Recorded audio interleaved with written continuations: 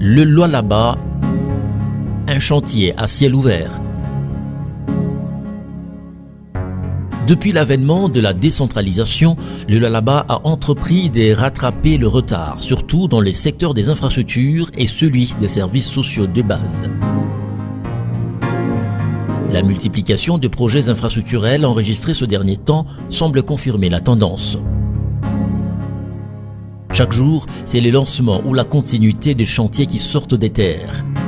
S'agissant du volet devant abriter les institutions provinciales, le Lualaba se démarque progressivement en érigeant des bâtisses pour le présent et l'avenir, ceux à Kolwezi chef-lieu et dans les territoires.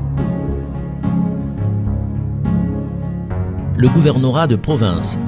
Cette bâtisse d'importance sortie du sol est érigée avec une valeur architecturale moderne et un caractère représentatif et symbolique de province pilote et colonne vertébrale du pays.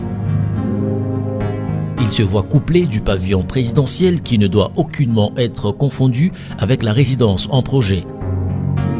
Il est constitué de bureaux du président de la République et a été motivé par le souci de voir Kolwezi, déclarée capitale mondiale du cobalt, être le siège des journées minières de la RDC où tous les acteurs publics, privés et ceux de la société civile en charge de ressources naturelles devraient se retrouver régulièrement pour évaluer la situation du secteur minier national, si vital pour l'économie du pays, à l'instar de Mining Indaba.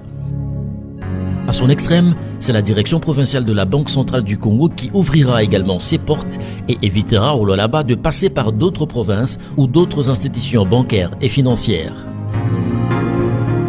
Le siège de l'Assemblée provinciale. La première institution de la province voit son siège naître des terres et s'ériger dans un autre quartier extrême de la ville, au golfe de Kolwezi. Elle est constituée de 2 blocs, l'administratif et l'hémicycle.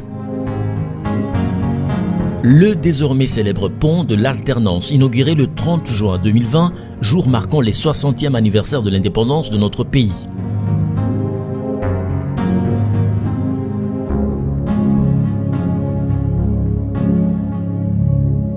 Ce nouvel ouvrage est constitué de 2 bandes, désormais jumelles, dont une ancienne et une nouvelle. Mais du point de vue technique, il fluidifie la circulation qui était gênée par l'étroitesse de l'ancien pont-tunnel en créant des bouchons.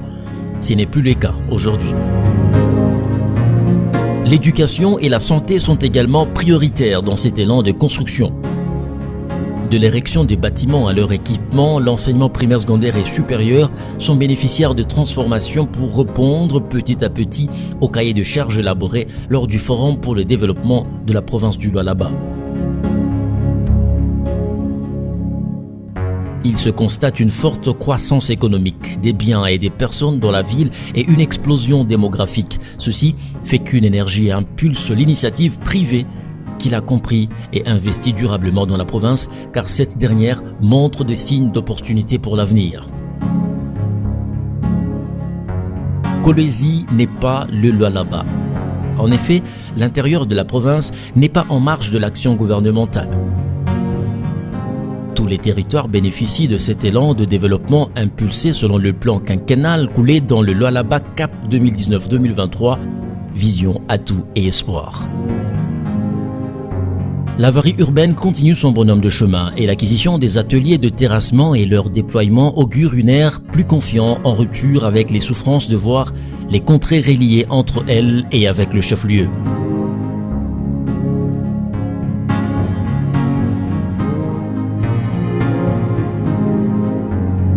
Imperturbable, l'ouvrier du Lualaba, Richard Mouyège, veut lever le défi de réduire l'écart entre les richesses potentielles de sa province et les conditions de vie de ses compatriotes.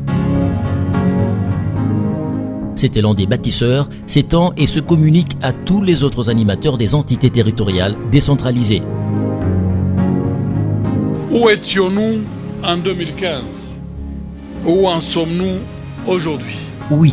Il faut s'arrêter un instant pour se demander où en était la province en 2015 et où en est-elle en 2020 et où elle est en train d'aller en 2023. Parcourons ensemble l'avenue du 30 juin, du rond-point de l'indépendance à la cité Mutoshi, la chaussée Joseph Kabila Kabange, de la cité Kanina à la cité Kapata, si la dynamique continue et que tout synergise les forces et intelligences en dépit des pesanteurs endogènes et exogènes. Le rêve de construire une province réellement pilote et locomotive au cœur de la République démocratique du Congo.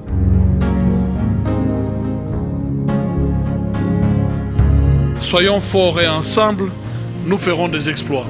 Oui, Richard Moyège démontre les avantages de la décentralisation si les animateurs ont une vision et font rimer décentralisation, démocratie et développement.